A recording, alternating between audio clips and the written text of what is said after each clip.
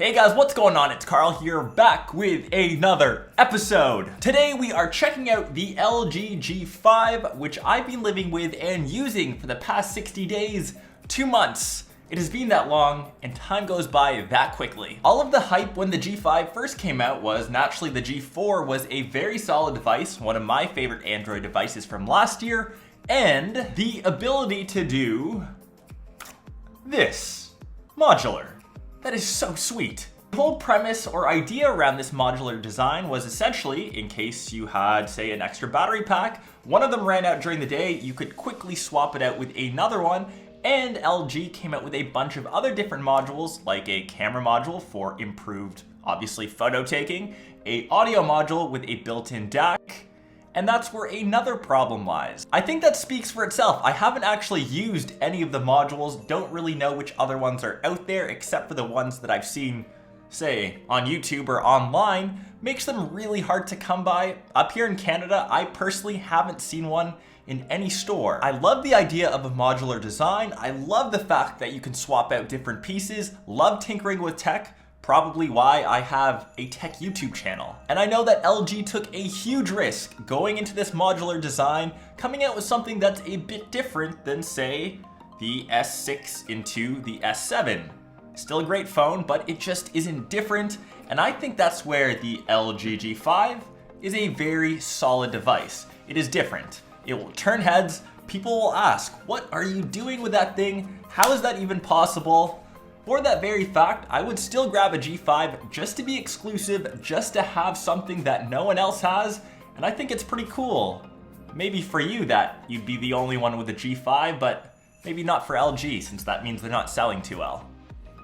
For the most part, my experience has been pretty decent. There have been a couple little bugs and hiccups which I think can be improved on for next year.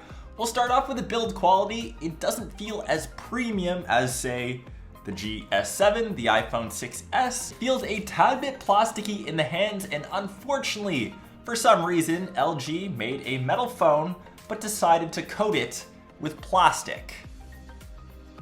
It comes in a bunch of different colorways. My personal favorite, the gunmetal. You can also get it in silver titanium or even gold, which I still haven't seen.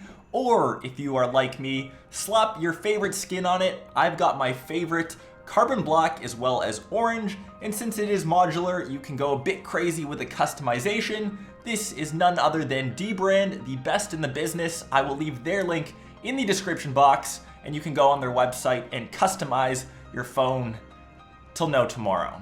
For the display, I know some of the competitors have a Super AMOLED panel like the S7. Unfortunately, this LCD IPS, although it's good, still doesn't have that saturation and that color depth that other displays do have, and I find it so strange that LG creates some of the nicest OLED TVs on the market, still decides to use a LCD IPS display for their smartphone. Don't get me wrong, great viewing angles and awesome true-to-life colors, just maybe though, I would love to see this with an OLED screen. I think that would be pretty badass. Keeping true in LG fashion, they've stuck with the fingerprint sensor and on and off / lock button on the back of the device. It works very well, except for that instance when the phone is placed face down on your actual desk. Unlocking it becomes extremely difficult as you can't get to the back naturally. We're gonna switch on over to my favorite feature of all smartphones is the camera on the back. LG has decided to go with a dual camera setup. So their main cam is a 16 megapixel camera, and they've got a super wide angle 8 megapixel camera to get that super crazy wide angle view in case you want to fit all of your friends and you're super popular in all of your photos. I actually had a ton of fun switching between both of the cameras. Here are naturally some sample shots. Let me know what you think down below. Don't judge my photography skills.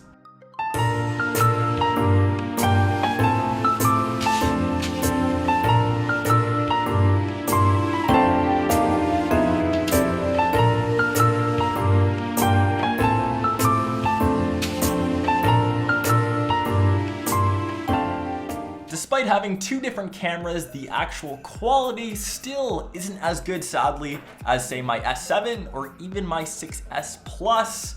I find that disappointing, but don't get me wrong, you can still use these. There are just better options, in my opinion, for cameras.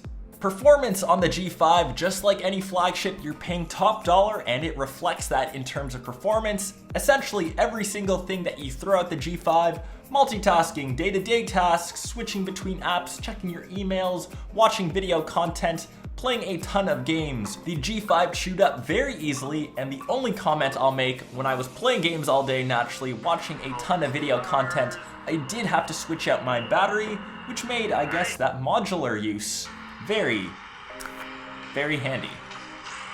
In the end, the G5 isn't perfect, but I still think it is a great smartphone. You gotta give LG major props for coming out with something that is completely different, completely unique, and I can't wait to see where this goes for the G6.